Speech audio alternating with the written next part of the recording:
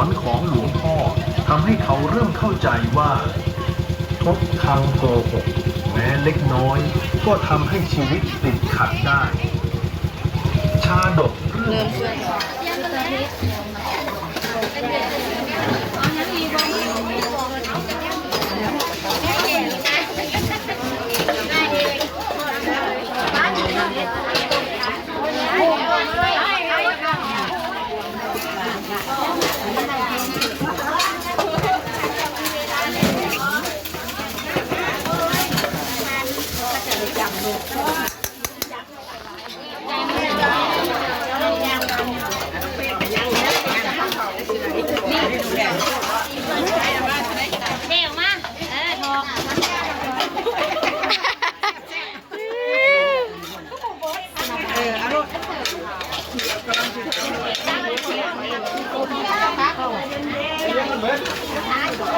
เฮ็ด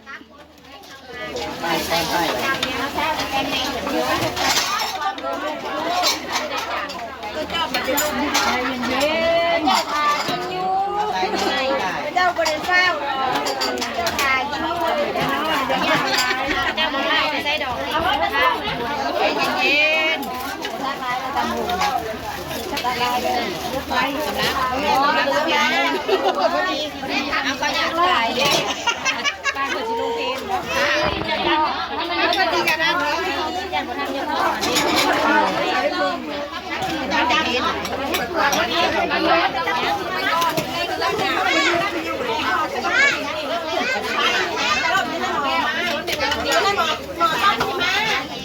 ตั้งหูตั้งไม่ได้ก็ดีปะ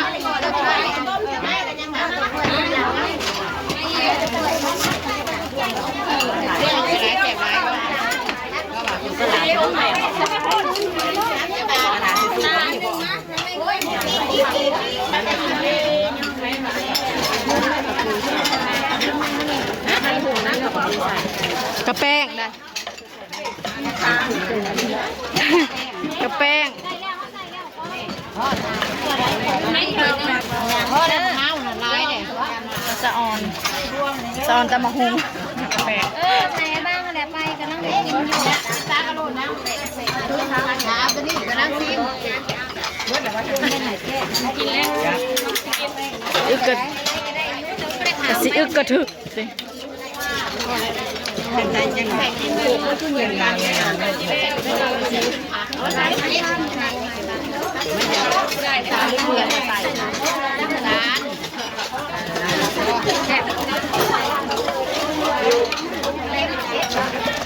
ตักเพราะว่ามันจะแซ่บเนี่ยตักเป็นคนหมูผมกับ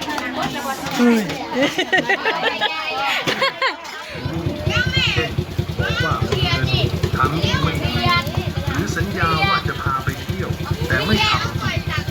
เขาไม่เคยคิดว่ามันจะเป็นบาปใหญ่แต่คำสอนของหลวงพ่อทำให้เขาเริ่มเข้าใจว่าทุกคำโกหกแม้เล็กน้อยก็ทำให้ชีวิตติดขัดได้ชาดกเริ่มเคลื่อนศพลงปราสาทเลยพี่น้องเอ้ยพระพุทธเจ้าเคยตรัสเล่าสัญจยักษ์ชาดกเกี่ยวกับพวกค้าโกงซึ่งพวกใช้คำโกหกจนเครื่องมือค้าขายในชาตินั้นพระโพธิสัตว์เคยเป็นพ่อค้าสัตว์ซึ่งท่านขายของไปแอนเราได้จองไงแดดก็ดอกกระเดียเนาะ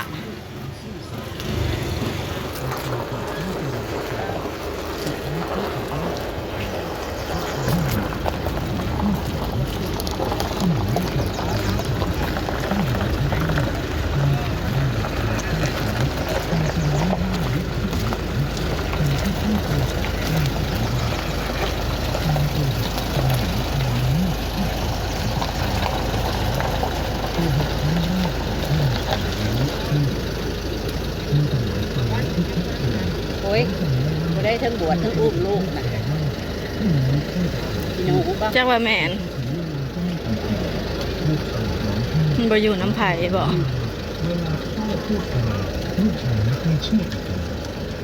เขารู้สึกสำนึกผิดเพราะเข้าใจแล้วว่า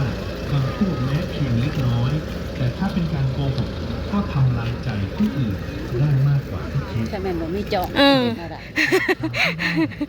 แค่แต่มีผมใหญ่ ชนิดทั้งโกหกเล็กๆและใหญ่ๆ 2. ผลของการโกหกทำให้เสียศรัทธาเสียความเชื่อถือทำลายบุญและเมื่อเกิดที่ตกมีคืน คล้ายเบิดไว้แหละผู้นั้นหน้าตาดีเด้อ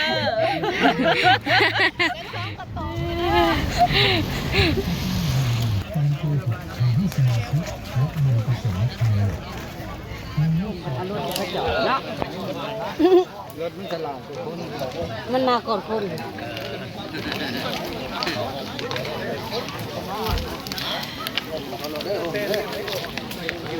มันหาโฮม 5 รถมักอยู่ในมักอยู่นอก คนได้จองให้เรามาได้จองไป ถือมาแต่บ้าน โอ้ยเราภาษี เราสิฟ้าจะคือก ระโดดมาโหย เราขี่เรือก็เห็นล้าวรถจักรรถ แม่รถแล้ว ตั้งจ้องมาแล้วเนี่ยล้าวฉันเราเป็นสัญลักษณ์ของเรา เมื่อให้เขาไปซื้อขามันก็คือขานะผู้บ่าวก็ยอมก็เนาะเปลี่ยนนะแม่นบรินก็จะครึ่งเลยก็เลยลงเลยว่าไปแต่ก็ผู้บ่าวหรอก อันนี้ตายกันยืนสิบ่มีจองย่างมากนะ ปวดไม่เล่น มันโหดดีได้ น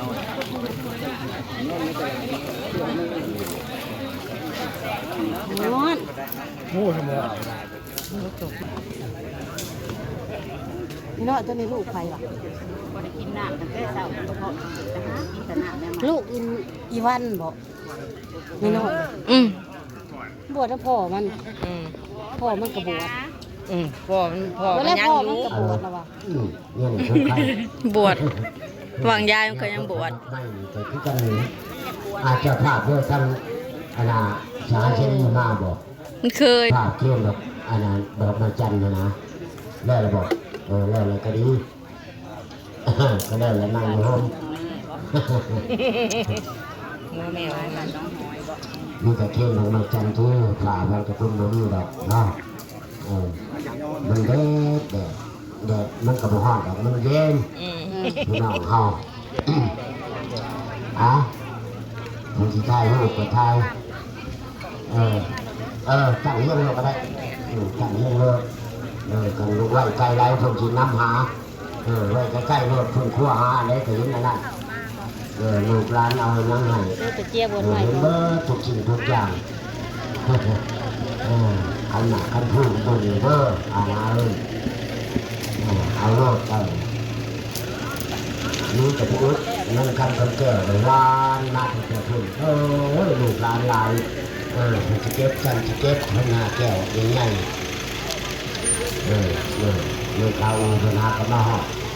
หูมาไปเช่าเลยบ่เชื่อแล้วมันคนหลายเหมือนกัน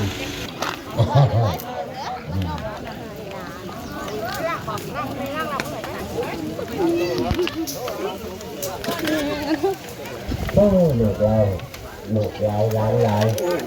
เข้าเรือพุทธเลยเดี๋ยวถ้าเกิดก็ได้นะ